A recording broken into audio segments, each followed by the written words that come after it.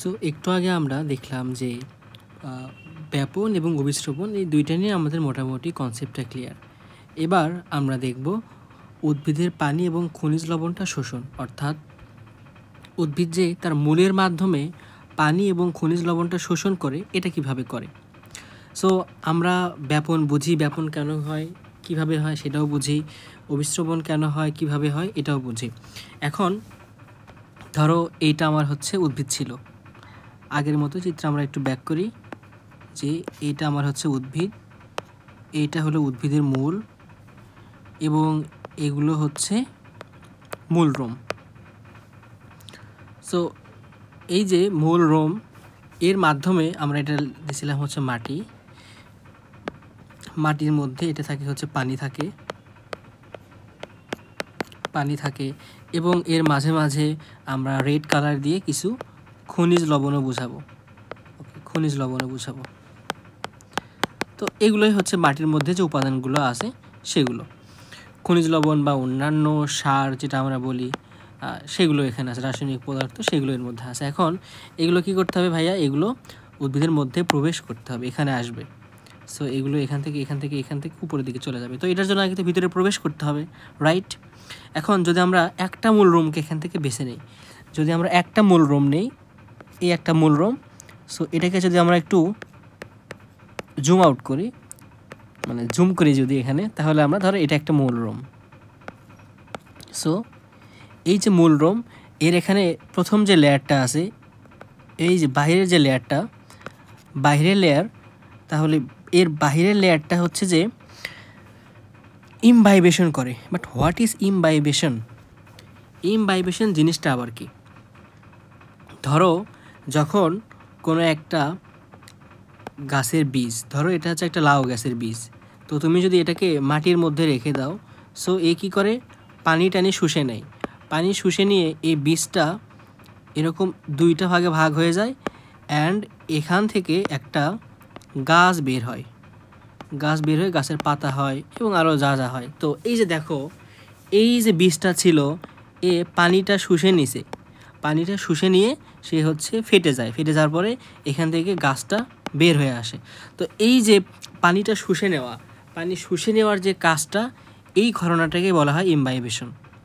এবং এখানে এই যে ইমবাইবেশন ঘটাচ্ছে এটা হলো পানিগ্রাহী। এরা কি পানি, এরা হচ্ছে পানিগ্রাহী, যেটাকে আমরা বলি হাইড্রোফিলিক। হাইড্রো মানে হচ্ছে পানি আর ফিলিক মানে গ্রাহী, সো পানিগ্রাহী। সো বীজে এমন কিছু পদার্থ আছে যেগুলো হচ্ছে হাইড্রোফিলিক। সো ঠিক একইভাবে মূল রোমের এই প্রাচীরে এখানে হাইড্রোফিলিক কিছু পদার্থ আছে যারা কি করে, পানিটা গ্রহণ করে বা পানিটা শুষে নেয়। পানিটা শুষে নেওয়ার পরে কি করে, পানিটা শুষে নিয়ে যাওয়ার পরে এরা এই ভেতরে একদম কোষ প্রাচীরের কাছে নিয়ে গিয়ে এরা অবস্থান করায়। ঠিক আছে, তাহলে ধরো আমরা যদি একটু বিস্তারিতভাবে এখানে আঁকাই যে এটা হচ্ছে একটা উদ্ভিদ কোষ, ওকে, এবং এই কোষের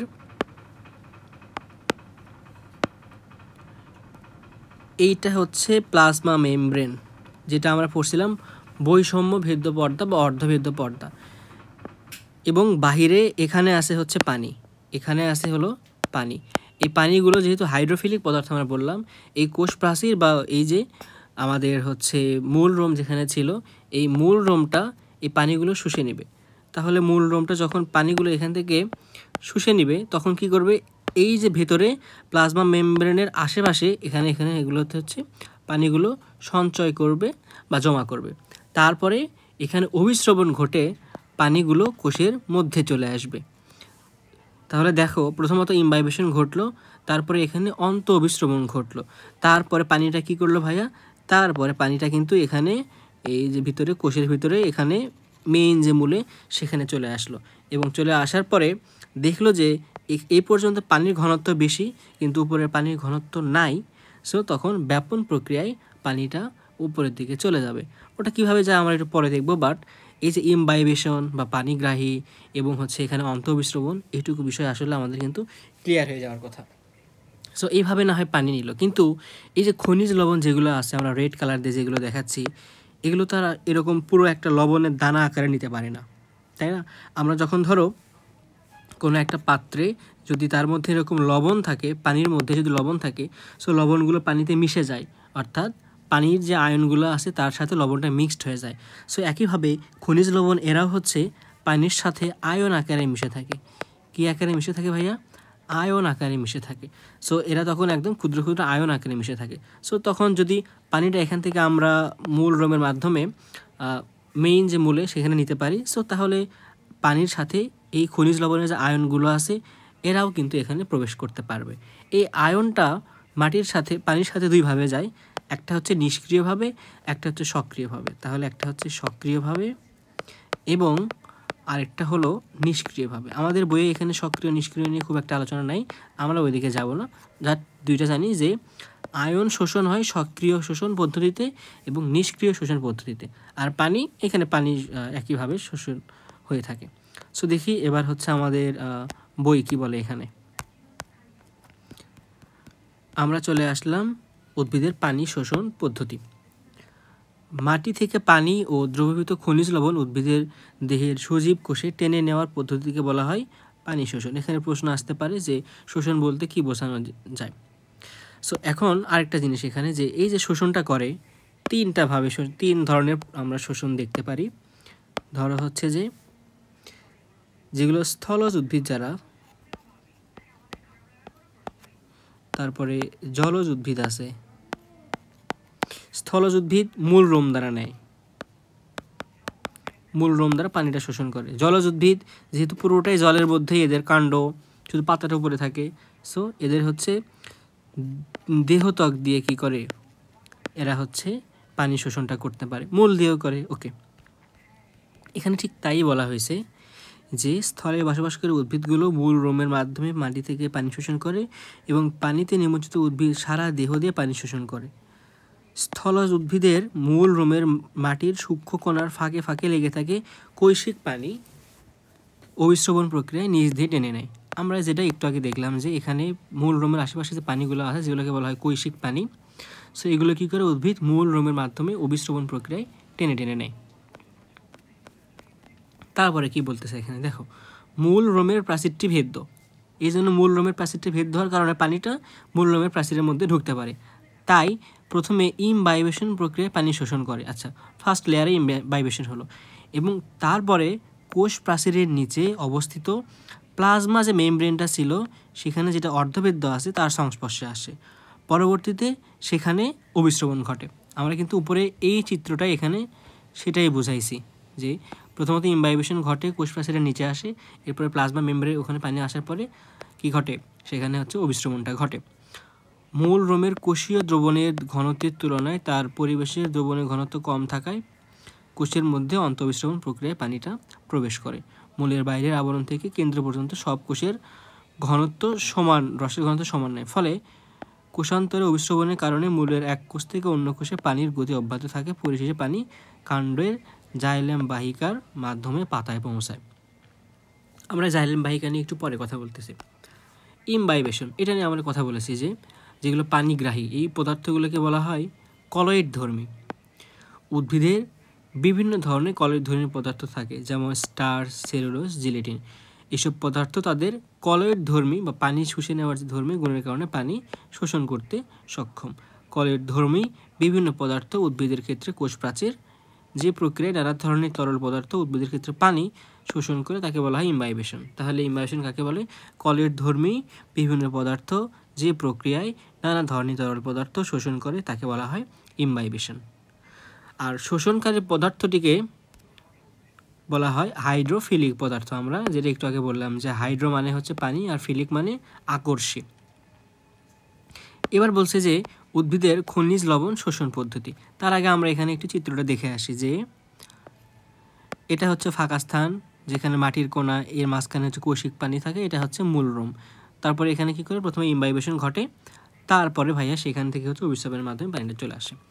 আমরা খনিজ লবণ শোষণটা দেখো কীভাবে পড়ছিলাম যে প্রথমত মূল রোম থাকে যেখানে পানি থাকে এর আশেপাশে এবং মাঝখানে খনিজ লবণগুলো আয়ন আকারে থাকে। এরপরে এটা হচ্ছে মূল ত্বক থাকে, তারপরে পানিটা শুষে নেয়, শুষে নিয়ে অনেকক্ষণ পরে হচ্ছে এখানে চলে আসে। এই চিত্র আসলে একটু কমপ্লেক্স চিত্র, আপাতত আমাদের না পড়লেও চলবে। সো উদ্ভিদের খনিজ লবণ শোষণ পদ্ধতি, এটা আমরা অলরেডি পড়ে ফেলেছি, এখন একটু বই থেকে পড়ি। উদ্ভিদ স্বাভাবিক বৃদ্ধির জন্য কতগুলো খনিজ লবণ প্রয়োজন হয়? উদ্ভিদের জন্য প্রয়োজনীয় খনিজ লবণ মাটিস্থ পানি। মাটিস্থ পানিতে খনিজ লবণ কী অবস্থা থাকে? দ্রবীভূত অবস্থায় থাকে। খনিজ লবণগুলো মাটিস্থ পানিতে দ্রবীভূত থাকলেও শোষণের সঙ্গে উদ্ভিদ লবণের শোষণের কোনো সম্পর্ক নেই, দুটি প্রক্রিয়ায় ভিন্ন। উদ্ভিদ কখনো লবণের সম্পূর্ণ অণুকে শোষণ করতে পারে না, তাই লবণগুলো কেবল আয়ন হিসেবে শোষিত হয়। কী হিসেবে? আয়ন হিসেবে শোষিত হয়। মাটির রস থেকে খনিজ লবণ শোষণ দুইভাবে সম্পন্ন হয়, একটা হচ্ছে নিষ্ক্রিয় শোষণ, একটা হচ্ছে সক্রিয় শোষণ, যেটা আমরা একটু আগে বলে দিয়েছি। তারপরে প্রচ্ছেদন সম্পর্কে তো আমরা প্রথমে বিস্তারিত কথা বলেছি, যে প্রচ্ছেদন বা বাষ্পমোচন, অর্থাৎ পানি বের করে দেওয়া, এটাকে বলা হয় বাষ্পমোচন। একটা শারীরবৃত্তীয় প্রক্রিয়া যেটা উদ্ভিদের জন্য অপরিহার্য, আবার এটাকে নেসেসারি ইভিলও বলা হয়। সো উদ্ভিদ প্রতিদিন প্রচুর পরিমাণে পানি শোষণ করে। শোষিত পানির কিছু অংশ উদ্ভিদ তার খাদ্য তৈরি বা বিপাকের কাজে ব্যবহার করে এবং বাকি অংশ বাষ্পাকারে বায়ুমণ্ডলে ত্যাগ করে। উদ্ভিদ দেহাভ্যন্তর থেকে, এই সংজ্ঞাটা লিখতে হবে, উদ্ভিদ দেহ অভ্যন্তর থেকে পাতার মাধ্যমে বাষ্পাকারে পানির এই নির্গমন প্রক্রিয়াকে বলা হয় প্রচ্ছেদন বা বাষ্পমোচন। প্রচ্ছেদন প্রধানত পত্ররন্ধ্র বা পাতার যে ছিদ্রগুলো থাকে সেগুলোর মাধ্যমেই হয়, তবে মাঝে মাঝে উদ্ভিদের সবুজ কাণ্ডের মাধ্যমে হয়। তারপরে হচ্ছে লেন্টিসেল বা হচ্ছে লেন্টিকুলার প্রচ্ছেদন হয়। মেনলি 3 প্রকারের, একটা হচ্ছে পত্ররন্ধ্রীয় প্রচ্ছেদন, একটা হচ্ছে ত্বকীয় বা কিউটিকুলার প্রচ্ছেদন, আর একটা হচ্ছে লেন্টিকুলার প্রচ্ছেদন। এখানে দেখো পত্ররন্ধ্র দেখাইছে এবং হচ্ছে লেন্টিসেল দেখাইছে। আর ত্বকীয় বা কিউটিকল যেটা ত্বক, যে কোনো গাছের ত্বক দিয়ে আমরা সেটা বুঝতে পারি। সো তাহলে প্রচ্ছেদন কয় প্রকার ভাইয়া? 3 প্রকার। একটা হচ্ছে পত্ররন্ধ্রীয় প্রচ্ছেদন, ত্বকীয় বা কিউটিকুলার প্রচ্ছেদন, এবং আরেকটা হচ্ছে লেন্টিসেল। এবং এই লেন্টিসেলগুলো দেখো ভিতরের দিকে থাকে কিন্তু এগুলো। সো এই যে এগুলো হচ্ছে কি, একটা লেন্টিসেল এখানে দেখানো হয়েছে। ওকে, প্রচ্ছেদন পরীক্ষা আমরা পলিথিন দিয়ে যেটা দেখানোর ট্রাই করছিলাম প্রথমে, সেইটুকু। প্রচ্ছেদনের গুরুত্ব। উদ্ভিদ জীবনে প্রচ্ছেদন একটি অপরিহার্য প্রক্রিয়া, এটাকে হচ্ছে নেসেসারি ইভিল বলা হয়। এবং তোমরা এখান থেকে রিডিংটা পড়লে বুঝতে পারবা কি এখানে বলছে, যে প্রচ্ছেদনের ফলে উদ্ভিদ দেহ থেকে প্রচুর পানি বাষ্পাকারে বের হয়ে যায়, এতে উদ্ভিদের মৃত্যু হতে পারে। তাই আপাত দৃষ্টিতে উদ্ভিদের জীবনে প্রচ্ছেদনকে ক্ষতিকর প্রক্রিয়া বলেই মনে হয়। এই জন্য প্রচ্ছেদনকে উদ্ভিদের জন্য একটি নেসেসারি ইভিল, যেটা দরকারি বাট ক্ষতিকর, নেসেসারি ইভিল। তবুও প্রচ্ছেদন জীবনে খুবই গুরুত্বপূর্ণ, কারণ প্রচ্ছেদনের ফলে উদ্ভিদ তার দেহে পানিকে বাষ্পাকারে বের করে দিয়ে পানির চাপ মুক্ত রাখে। এবং পাতাতে যখন পানি বের করে দেয়, পাতাতে পানির চাপের ঘাটতি হয়। সো এই যে চাপটা এখানে পাতাতে ফিল করতেছে, পাতা তখন কাণ্ডকে বলে ভাই পানি নাই, কাণ্ড তখন মূলকে বলে ভাই পানি নাই, মূল তখন বাহির থেকে পানি নেয়, এই যে ধারাটা বৃদ্ধি হয়। প্রচ্ছেদনের ফলে কোষ রসের ঘনত্ব বৃদ্ধি পায়, অর্থাৎ একটু আগে বলছিলাম আমরা যে যদি শুধুমাত্র চিনি থাকে তাহলে ঘনত্ব বেশি, আর পানি থাকলে সেখানে ঘনত্ব কম। সো উদ্ভিদের মধ্যে যখন পানিটা বের হয়ে যায় তখন কি হয়? ঘনত্ব বেশি হয়ে যায়। সো ঘনত্ব বেশি হলে কি হয়? কোষরসের ঘনত্ব বৃদ্ধি অন্ত অভিস্রবণের সহায়ক হিসেবে কাজ করে এবং পানীয় খনিজ লবণ শোষণে সহায়তা করে। এটি উদ্ভিদকে ঠান্ডা রাখে, পাতার আর্দ্রতা বজায় রাখে। প্রচ্ছেদনের ফলে খাদ্য তৈরির জন্য পাতায় অবিরাম পানি সরবরাহ সম্ভব হয়। পাতায় প্রচ্ছেদনের ফলে জাইলেম বহিকায় পানি যে টান সৃষ্টি হয় তা মূল রোম কর্তৃক পানি শোষণ ও শীর্ষে পরিবহন করে। যেটা বললাম যে পাতা বলে কাণ্ডকে যে ভাই পানি নাই, কাণ্ড বলে মূলকে ভাই পানি নাই, তারপরে মূল বাইরে থেকে পানি নিয়ে আসে। উদ্ভিদের প্রচ্ছেদন প্রক্রিয়া সালোক সংশ্লেষণ ও শ্বসনের মতো পরিবেশে তেমন কোনো প্রভাব রাখে না, তবে পানি চক্রে বাষ্পীভবনে অর্থাৎ ভূপৃষ্ঠের পানি জলীয় বাষ্প হিসেবে বায়ুমণ্ডলে প্রেরণ করতে স্থলজ উদ্ভিদের প্রচ্ছেদন প্রক্রিয়া ভূমিকা রাখে। প্রচ্ছেদনের ফলে প্রচুর পরিমাণে পানি বাষ্পাকারে বায়ুমণ্ডলে পৌঁছায়। এখন পানি এবং খনিজ লবণ পরিবহন, আমরা শোষণটা দেখছি, যে আমরা এখানে যদি আবার চলে আসি, যে এখানে শোষণটা কিভাবে হয় সেটা কিন্তু আমরা অলরেডি বলে দিয়েছি। আমরা এখন দেখব যে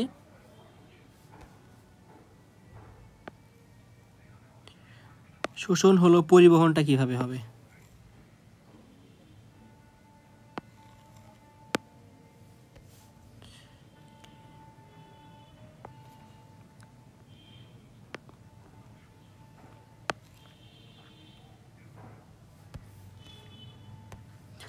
সো পানিটা ভিতরে আসলো, ওকে। এবার কি হবে? এর মধ্যে দেখো দুইটা নল থাকে, এই একটা নল এবং ধরো হচ্ছে আমরা আরেকটা কালারের নল দিচ্ছি, এটা রেড কালার দিই, এই একটা নল, দুইটা নল থাকে এর মধ্যে। কয়টা নল থাকে ভাইয়া? দুইটা নল থাকে। একটা দিয়ে কি করে, এই যে পানিগুলো আছে এই পানিগুলো একটা দিয়ে উপরের দিকে নিয়ে যায় এবং আরেকটা দিয়ে ধরো পানিগুলো উপরের দিকে নিয়ে গেল, নিয়ে গিয়ে হচ্ছে পাতায় দিল। ওকে, পাতায় পানি পৌঁছে দিল একটা, এটা তাহলে ফ্লো হচ্ছে উপরের দিকে। এবং আরেকটা কি করলো, পাতায় যে খাদ্যটা তৈরি হলো এই খাদ্যগুলো সারা দেহে পৌঁছে দিল, সারা দেহে কি পৌঁছালো? আরেকটা দিয়ে। সো দেখো আমরা একটু মার্কিং করি, যে লাল যেটা এ কী করতেছে ভাইয়া? খাদ্য পরিবহন, খাদ্য পরিবহন। আর এই ব্লু কালার যেটা এ হচ্ছে পানি পরিবহন, পানি পরিবহন। সো এই যে দুইটা জিনিস, এই খাদ্য পরিবহন করতেছে কোন দিকে? নিচের দিকেও করে, অর্থাৎ সারা দেহ দেয়। এই দেহ হচ্ছে সারা দেহ, সারা দেহ, সেটা উপরের দিকে হতে পারে, নিচের দিকে হতে পারে। বাট পানিটা কি করে? সবসময় নিচের থেকে উপরের দিকে দেয়, নিচের থেকে উপরের দিকে দেয়। সো দুইটা টার্ম পাবো এখানে আমরা, যেহেতু খাদ্য পরিবহন করে যেটা মেইনলি ফুড, সো এই যে নল এটাকে বলা হয় ফ্লোয়েম, ফুড থেকে বলা হয় ফ্লোয়েম। এবং এটা যেহেতু পানি পরিবহন করে, পানি পরিবহন করে পানি বা জল, এই জন্য এটাকে বলা হয় জাইলেম, জাইলেম। তো জল কোথায় থাকে ভাইয়া? জল থাকে জমিতে, জমিতে বা মাটিতে। সো তাহলে জাইলেম যে এখানে আমরা জাইলেম যে ইয়েটা পাচ্ছি, নল যেটা পাচ্ছি, সো জাইলেম কি করে? জমি থেকে বা মাটি থেকে পানি নিয়ে সেটা উদ্ভিদের পাতা পর্যন্ত পৌঁছে দেয়। আর ফ্লোয়েম কি করে? ফ্লোয়েম হচ্ছে উদ্ভিদের পাতায় তৈরি খাদ্য সারা দেহে পৌঁছে দেয়। তো এই হচ্ছে আমাদের জাইলেম এবং হচ্ছে ফ্লোয়েমের যে ঘটনা। আমরা একটু দেখি বইয়ে কি বলতেছে। সো এখানে আমরা উদ্ভিদের খনিজ লবণ এবং হচ্ছে পানি পরিবহনটা, এর আগে আমরা হচ্ছে শোষণটা দেখছি, শোষণ করার পরে পানি পরিবহন, এখানেও একই রকম করে চিত্র দেখানো হয়েছে। আমরা একটু রিডিং পড়ি। আমরা জেনেছি যে উদ্ভিদ মূল রোমের সাহায্যে মাটি ও পানি, খনিজ লবণ ইত্যাদি শোষণ করে। এই পানি ও খনিজ লবণের দ্রবণকে কাণ্ড এবং শাখা প্রশাখার মধ্যে দিয়ে পাতায় পৌঁছানো দরকার, কারণ পাতায় প্রধানত এগুলো সালোক সংশ্লেষণ প্রক্রিয়ায় খাদ্য তৈরির রসদ হিসেবে ব্যবহৃত হয়। আবার পাতায় তৈরি খাদ্য উদ্ভিদ তার দেহের বিভিন্ন অংশে যথা কাণ্ড, শাখা প্রশাখায় পাঠিয়ে দেয়। সো বলো তো তাহলে পাতায় পর্যন্ত পানিকে নিয়ে যায় জাইলেম, আর পাতা থেকে খাদ্য যেগুলো সারা দেহে ছড়ে যায় কী দিয়ে? ফ্লোয়েম দিয়ে। উদ্ভিদের মূল রোম দ্বারা শোষিত পানি, খনিজ লবণ মূল থেকে পাতায় পৌঁছানো, পাতায় তৈরি খাদ্য সারা দেহে ছড়িয়ে পড়াকে বলা হয় পরিবহন। পরিবহন কাকে বলে এখান থেকে দেখে নিব। শোষণের সময় পরিবহন পদ্ধতি এবং উদ্ভিদের জন্য অতি গুরুত্বপূর্ণ। জাইলেম এবং ফ্লোয়েম নামক পরিবহন টিস্যুর মাধ্যমে উদ্ভিদের পরিবহন ঘটে। জাইলেমের মাধ্যমে মূল দ্বারা শোষিত পানি পাতায় যায় এবং ফ্লোয়েম দ্বারা পাতায় উৎপন্ন তরল খাদ্য সারা দেহে পরিবাহিত হয়। সুতরাং জাইলেম ও ফ্লোয়েম হলো উদ্ভিদের পরিবহন পথ। উদ্ভিদের পরিবহন প্রক্রিয়াটি নিম্নরূপে এখানে প্রকাশিত হলো। সো উদ্ভিদের মূল রোম দিয়ে পানি অভিস্রবণ প্রক্রিয়ায় এবং পানিতে দ্রবীভূত খনিজ লবণ নিষ্ক্রিয় বা সক্রিয় পদ্ধতিতে শোষিত হয়ে জাইলেম টিস্যুতে পৌঁছায়। অর্থাৎ যেটা আমরা মূল রোম থেকে আমাদের এই যে জাইলেম যে টিস্যুটা ছিল, এখানে একটু খেয়াল করে জাইলেমে চলে আসলো। সো জাইলেমে চলে আসলো, এরপরে জাইলেমের মাধ্যমে সারা দেহে রসের ঊর্ধ্বমুখী, যে উপরের দিকে বললাম, জাইলেমে সারা দেহে ঊর্ধ্বমুখী এবং ফ্লোয়েমের মাধ্যমে পাতায় তৈরি খাদ্য উভমুখী হয়। অর্থাৎ খাদ্য তো সব দিকে যেতে হবে, পানি তো উপরের দিকে যাবে, এই জন্য হচ্ছে জাইলেম ঊর্ধ্বমুখী, আর খাদ্য তো উপরে নিচে সব জায়গাতে যেতে হবে, এই জন্য ফ্লোয়েমটা হচ্ছে উভমুখী। উদ্ভিদের সংবহন বা পরিবহন বলতে প্রধানত ঊর্ধ্বমুখী পরিবহন এবং নিম্নমুখী পরিবহনকে বোঝায়। মাটি থেকে মূল রোমের দ্বারা শোষিত পানি ও খনিজ লবণের যে জাইলেম বাহিকার মধ্যে দিয়ে পাতায় পৌঁছায় তা একটি পরীক্ষার মাধ্যমে প্রমাণ করা যায়। এটির জন্য প্রয়োজন একটি পেপারোমিয়া উদ্ভিদ। এটা এক ধরনের উদ্ভিদ যার মাধ্যমে আমরা, ধরো এই যে একটা বোতল আছে, এই বোতলের মধ্যে তুমি যদি কোনো কালার পানি রাখো, যদি লাল কালারের পানি রাখো, এই একটা উদ্ভিদ পরবর্তীতে এই উদ্ভিদের শিরাগুলো দেখা যায়, কাণ্ড ডাল এগুলো দেখা যায়। এই ডালের মধ্যে তখন অনেকক্ষণ পরে দেখা যায় যে এগুলো পানিটা শুষে নিচ্ছে জাইলেমের মাধ্যমে। সো তোমরা নিজেরা এই পরীক্ষাটা একটু পড়ে পড়ে দেখবা। আমরা মোটামুটি ওই অধ্যায়টা শেষ করে ফেলেছি। আমরা কি কি পড়ছি দেখো, কি কি হচ্ছিল আমাদের একদম সামারি করে বলি। আমাদের পাতায় খাদ্য তৈরি করতে হবে। খাদ্য তৈরি করতে গেলে আমাদের পানিটা দরকার। সো এই পানি নিয়ে আসলে আমাদের ব্যাপন, অভিস্রবণ, তারপরে হচ্ছে প্রচ্ছেদনের ঘটনাটা। এবং এই পানিটা যদি না হতো তাহলে খাদ্য তৈরি হতো না। খাদ্য তৈরি না হলে খাদ্যটা সারা দেহ পৌঁছাতো না, পরিবহন হতো না, তখন উদ্ভিদটা মারা যাইতো। তো এই জন্য কী হলো, প্রথমে ভাইয়া পাতা বলতেছে আমার পানি নাই। পানি কই থেকে নিব? অবশ্যই মাটি থেকেই নিব। সো উদ্ভিদ তখন, উদ্ভিদের যে মূল রোম আছে সেখানে প্রথমত ইমবাইবেশন ঘটায়। মূল রোমে কি ঘটায় ভাইয়া? ইমবাইবেশন ঘটায়। সো মূল রোমে যখন ইমবাইবেশন ঘটায়, তারপরে পানিটা ইমবাইবেশন সেকেন্ডে গিয়ে হচ্ছে অভিস্রবণ প্রক্রিয়ায় মূলে প্রবেশ করে, সেটা পানি এবং খনিজ লবণ আয়ন আকারে দুইটাই। মূলে প্রবেশ করার পরে জাইলেম বহিকার কাছে আসে। সো জাইলেম দেখে যে তার উপরে এগুলোতে পানি নাই, কিন্তু নিচে এখানে পানি একটা চাপ হচ্ছে, এবং পাতাও বলতেছে আমার পানি নাই। পাতাও পানি টানবে এবং এই নল দিয়ে তখন কি করবে, মূল যে পানিটা শোষণ করছে নল দিয়ে এই পানিটা উপরের দিকে চলে আসবে জাইলেম বহিকার মাধ্যমে। জাইলেম তার মানে ঊর্ধ্বমুখী যাচ্ছে। ওকে গেল। এবং এই যে চাপ যেটা সৃষ্টি হচ্ছে, এখানে বেশি ঘনত্ব ছিল, পানি প্রথমে বেশি ঘনত্ব ছিল এবং নলের মধ্যে কোনো পানি ছিল না বা ফাঁকা ছিল, তার মানে পানির ঘনত্ব কম, এই জন্য কম ঘন স্থান থেকে অধিক ঘন স্থানের দিকে পানিটা চলে গেল। এখানে একটা ব্যাপন চাপ বা ব্যাপন প্রেশারটা ক্রিয়েট হয়েছিল। সো এখানে তারপরে খাদ্যটা তৈরি হলো। খাদ্য তৈরি হওয়ার পরে কি করলো, এখান থেকে খাবারটা সারা দেহে ছড়িয়ে পড়লো। সেটা উপরের দিকে হতে পারে, নিচের দিকে হতে পারে। এই কাজটা করে হচ্ছে ফ্লোয়েম। এবং পাতায় খাদ্য তৈরির পর এখানে পানিটা বেঁচে গেল, অনেকগুলো পানি ব্যবহার করছে খাবার বিপাকীয়র পরে, খাদ্য তৈরি করার পরে এই পানিটা তখন বাষ্পকারে বের করে দিল, যেটাকে আমরা বলি প্রচ্ছেদন। তো এই হচ্ছে আমাদের বিজ্ঞানের তৃতীয় অধ্যায়। আশা করি সবগুলো টপিক ভালো করে বুঝতে পারছো। তারপরে যদি কোনো টপিকে প্রবলেম থাকে তাহলে ভিডিওটা আরেকবার একটু দেখে নিবা। আশা করা যায় কোনোটাতে আর প্রবলেম থাকার কথা না। এবং যেগুলো মুখস্থ করতে হবে সেগুলো মুখস্থ করবা, এবং তোমার কাছে কোনো যদি গাইড বা প্রশ্ন থাকে সেগুলো নিজে নিজে প্র্যাকটিস করবে। তো ধন্যবাদ সকলকে। আসসালামু আলাইকুম।